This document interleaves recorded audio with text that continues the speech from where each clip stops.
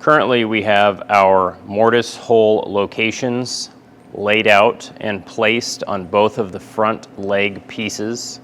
And if we look at the plans, we can see that the depth we need to drill with the mortising machine is 1 inch. This 1 inch measurement is for both the mortise hole locations on both of these legs. And because our leg is irregular shaped, it will not sit flat in the mortising machine.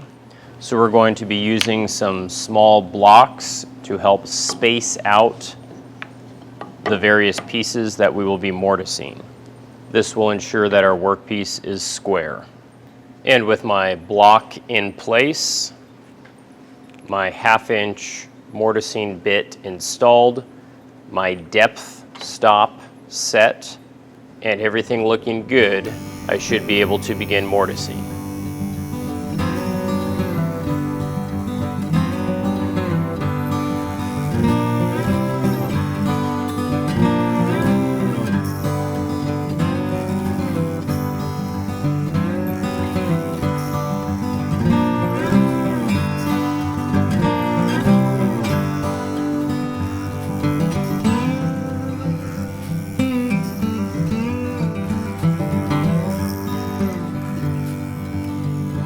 We can then set up the machine for our next cut.